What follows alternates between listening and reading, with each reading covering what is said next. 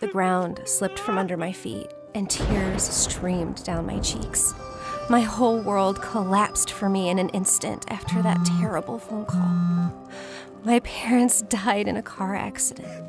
The greatest fear of my life came true. I was left alone and had absolutely no idea what to do because sadly I had no other relatives.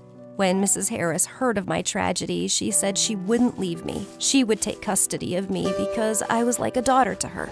Hi, my name is Tracy, and this is the story of how I was adopted by my best friend's parents. And after that, my life changed. Mr. and Mrs. Harris were like a second family to me because our parents have been friends since college. Soon the Harris family had Zane, my best friend, and a few months after that, my parents had me. That's how it came to be that we all became best friends. More than that, we were one big family until the day when my parents died. And if it hadn't been for the Harris family, I would have been taken to an orphanage. Oh, I'm afraid to imagine what awaited me there. I had heard horror stories about that place from an acquaintance of mine who had lived there since he was a child. The Harris family adopted me. Zane and I dreamed of becoming brother and sister, and now our dream came true. And despite all the horror that had happened in my life, I felt supported by Mr. and Mrs. Harris and Zane, and it helped me a little with the loss of my parents. At night, though, I still cried into my pillow all the time. At times like that, Zane would somehow miraculously sense my mood, and he would come to talk to me and console me. However, it was only like that at first, because then I began to notice some strange changes in Zane. First, he no longer drove me to school in his car. Secondly, he ignored me at school and even at home. Thirdly, he stopped supporting me in any way. And then that unpleasant situation happened. Zane scratched his car again. I'm sure he was distracted by his phone once again and wasn't looking at the road. But he blamed it on me, saying that I borrowed the car without asking to go for a drive. "Tracy, is this true?" Mr. Harris asked. Yes, I lied, to cover for Zane. I'd bet he'd get in trouble for this kind of screw-up. "Be more careful next time," Mr. Harris said suddenly, and then he hugged me. "You'd better not drive at all for a while. Otherwise, we'll be very worried." "Yeah, all right," I smiled. And then I glanced in Zane's direction, crimson with anger. He was probably pissed because he got punished for everything he did. I was just easily forgiven for the scratch on the car. "Zane, why did you set me up?" I asked. "It doesn't matter. Nothing happened to you anyway," he answered angrily. "What's the matter with you? I don't recognize you. Zane, have I done something to hurt you?" "No, forget about it, and leave me alone." He left, and I was so hurt I couldn't hold back my tears. Mrs. Harris saw it and came right up to me. She hugged me and asked me what had happened. Of course, I didn't tell on Zane, because no matter what, he was still my best friend and brother. I just remembered my parents, I answered. "Darling," Mrs. Harris kissed me on the cheek. "My poor girl, it's all right. You're not alone. We're here with you." The car incident was quickly forgotten, but I still couldn't shake off the feeling that Zane literally hated me. So I tried to find out why, but he didn't say anything. I bet he wanted to torture me. He even ignored me on my birthday. Mr. and Mrs. Harris got me a pink laptop that I had wanted for so long, and Zane didn't like it very much because I found my gift broken that night. "Zane, what the hell?" I stormed into his room like a hurricane. He wasn't paying attention to me, listening to loud music on his headphones. My headphones, which were also a gift to me. I ripped the headphones off in anger and yelled at Zane. "What more do you want? You get everything you want," he said angrily. "What? What are you talking about?" "Like you don't know. That's it. Get away from me and get out of my room." I left with my headphones and I was literally shaking with anger. Zane ruined my birthday. And he didn't even say happy birthday, even though in the past he'd called me right at midnight to be the first one to wish me something nice. And in the afternoon, we'd go out to celebrate my birthday together. But today was so awful. I didn't want to jump for joy. I wanted to lock myself in my room and cry, which is basically what I did. I knew I was losing my best friend, and it was killing me. I could trust him with everything, just like he trusted me. And now what? How could there be such a huge gap between us? I thought Zane would be okay with it, but he wasn't. Once, Mrs. Harris and I spent an entire evening making origami for a school party, but in the morning, our paper figures were gone. It took us a long time to find them, until we thought to look in the trash. They were all torn. At this point, I couldn't cover for Zane anymore, and I didn't want to. It was his own fault for setting us up like that. Mrs. Harris scolded him and banned him from the computer for a few days. "I don't care," Zane said and smiled smugly. "Son, listen to how you are talking to me."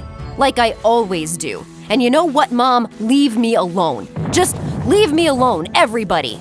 "But you started it." I stood up for Mrs. Harris. "And you shut up. That's it." Now he's really pissing me off. In a fit of emotion, I told her that Zane broke my laptop and that he scratched the car because I can't even drive. Zane's face changed when he heard that he was grounded for a week, and they took his allowance away too.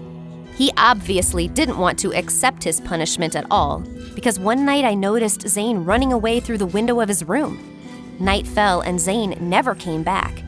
We were very worried and we went to look for him, but he was nowhere to be found. We drove all over the neighborhood and even the surrounding areas, but it was like Zane had vanished into thin air. By the time we got back, our fugitive was already home, lying on the couch, peacefully watching TV. Mr. Harris immediately grabbed his son by the ear and started scolding him. Zane pushed him away and started yelling back. It was so unlike him. Zane was always the quiet, kind guy who never insulted anybody. Suddenly he's taking it out on his parents. But that's not all. One day, Mr. and Mrs. Harris took us to the movies. Zane really wanted to see this horror movie, and I wanted to see a sci-fi movie. We started arguing, but the parents took my side, which made Zane very angry. He didn't go to the movie. He left the theater and made a big deal about it. After the movie, Mr. and Mrs. Harris went to visit their friends. I went home, and what I saw there really shocked me. All my things were scattered all over the street.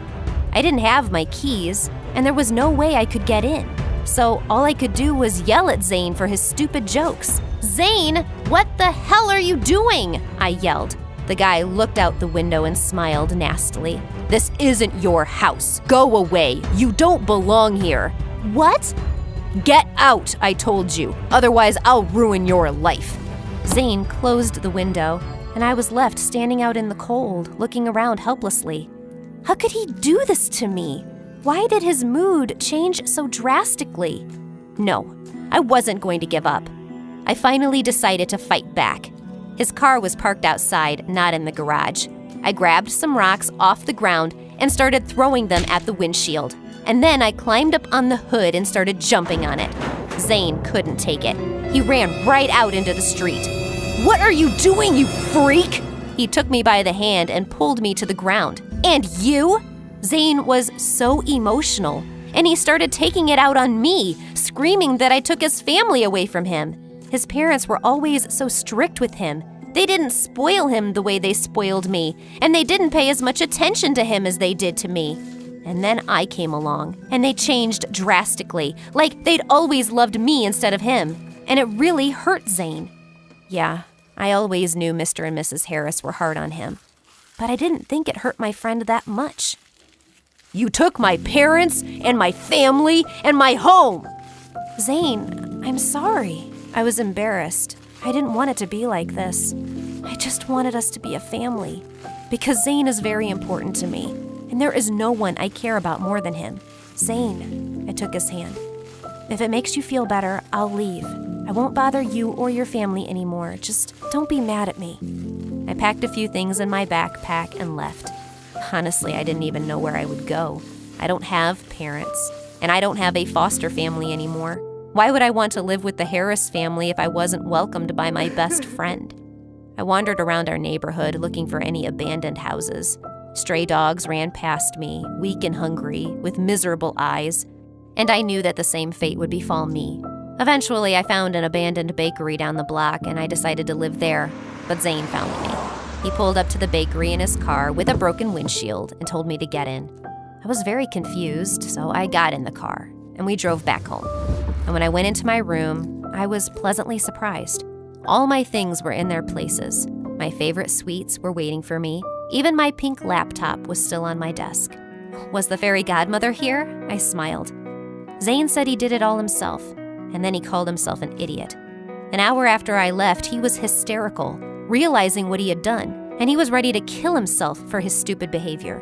Jealousy overwhelmed him, and he didn't think about how I felt or what I was going through. You lost your family, and I'm so stupid for not taking that into consideration. My parents did everything they could to make you feel at home here, like you belonged. Tracy, I'm so sorry. You're my best friend, and you're my sister. I love you. I couldn't hold back the tears, and I told him I loved him very much too. When Mr. and Mrs. Harris returned home, Zane apologized to them for his behavior and explained to them why he had behaved the way he had. They didn't yell at him. They just told him that they had always loved him and would always love him. Zane understood his mistakes, and it has allowed us to be a real tight-knit family. So guys, don't rush into anything when you're feeling too emotional. Instead, try to solve all your problems by talking it out.